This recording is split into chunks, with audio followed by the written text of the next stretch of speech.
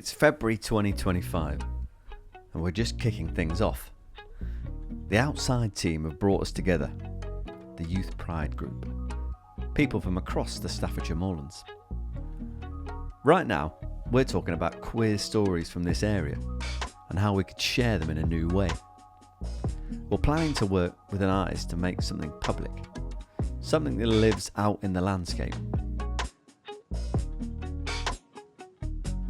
It's just how it represents queerness in the UK and how we express ourselves. We're starting to explore the queer histories in the Moorlands, finding out what's already known and what's been hidden.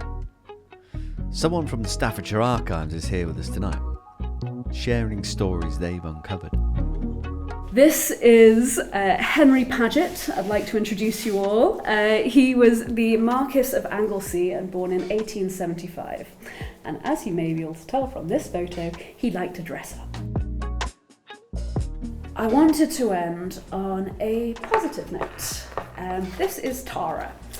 This is a newspaper article from 1988, so I haven't made any attempts to find Tara, but she could definitely still be alive.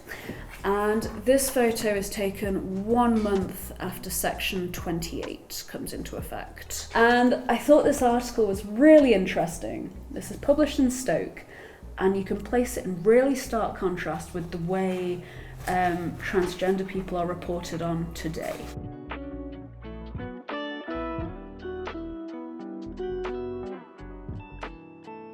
Hearing these stories makes us realise queer life has always been a part of this place, even if it hasn't always been visible.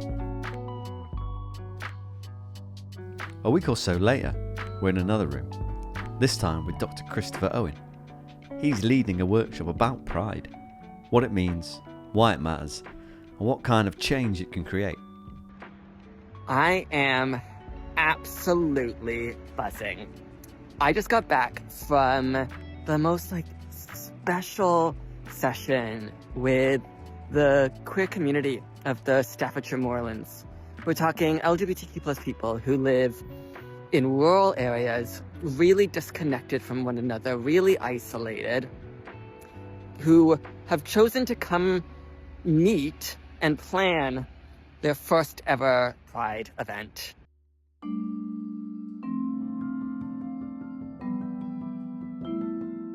Now we're talking about what we could actually make. Outside I've put a call out for artists. Loads of ideas have come in. Murals, podcasts, sound trails. Together we look through them all and work out what would fit best here in the Moorlands. One idea stands out. Queer Quest by Kat McGill and Jay Fox. Proposing to create a new geocaching trail in the Staffordshire Moorlands which will celebrate local LGBTQ+ stories and make them accessible to others while firmly rooted in the geography of the Moorlands landscape. What do people think about geocaching? Interesting. That's all I've got. I like it. Actually, it's a great nice point, idea. isn't it? That although, because it can be all over the Moorlands as opposed to one place, Yeah. meaning that more people will be able to find it.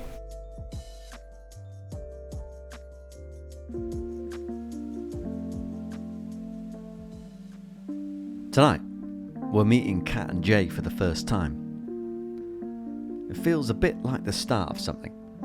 They're full of ideas, sketches, stories, and this huge vision for how queerness can live out in the landscape.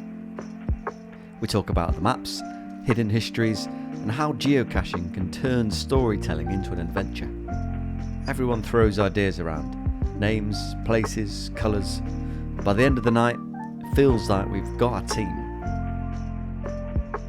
Love your ideas and really excited to work with you all on this. Yay, we'll keep you updated and work out what we're going to do next. Fab. All right. All right, See you bye. soon. Cool. Does anyone have any questions at this stage? Yes, do you want to have a look? I feel like the possibilities are endless, aren't they? Yeah.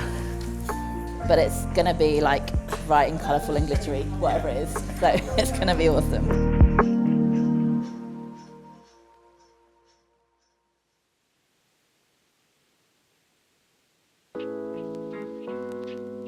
We're getting ready for Pride. It's the first ever in the Staffordshire Moorlands, and it feels like the perfect place to start shouting about our project. And we're getting postcards made up for people to write little stories or little facts down, and then post them in the postbox during the weekend of Pride somehow. So look out for our rainbow postbox. Jay's designed a massive map of the Moorlands so visitors can mark places that mean something to them. We want people to stop, talk, draw and add their voices to see themselves in this landscape.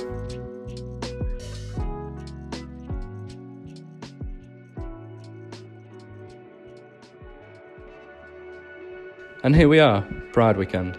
Our stalls packed, the post boxes filling up, the maps covered in drawings and memories.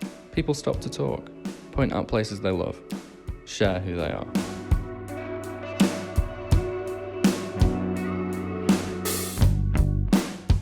It's amazing how far we've gone with this project and how we picked two amazing artists, and as I say, we've created a lot of things throughout this year, and hopefully by October we've got this.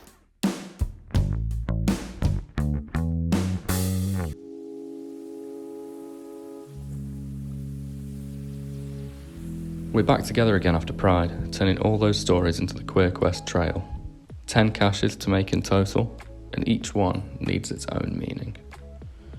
To help shape them, we hold an intergenerational conversation. Older and younger LGBTQ+ people from across the Moorlands, sharing memories, advice and hopes for the future.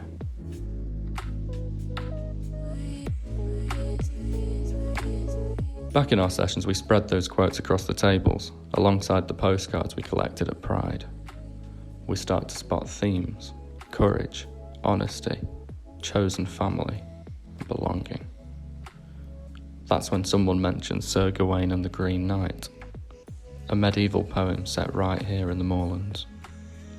It tells the story of a young knight who sets out to prove himself, facing fear, temptation, and truth on his journey through these same landscapes. His path of courage and self-acceptance feels familiar to us, so we use it as our guide. 10 caches, 10 themes, each one echoing a part of Gawain's story through a queer lens.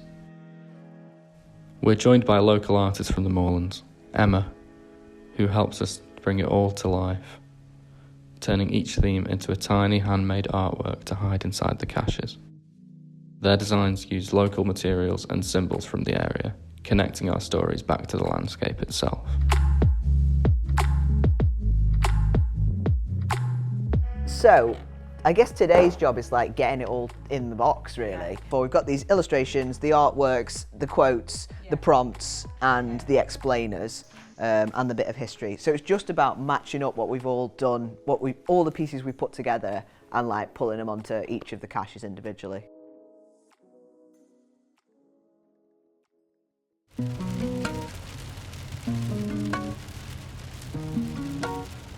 Now it's time to get them out into the wild. We pack the boxes, bundle into cars, and head across the Moorlands. Each cache finds its home somewhere special. We tuck them away, log the coordinates, and leave them there, waiting for someone new to find them.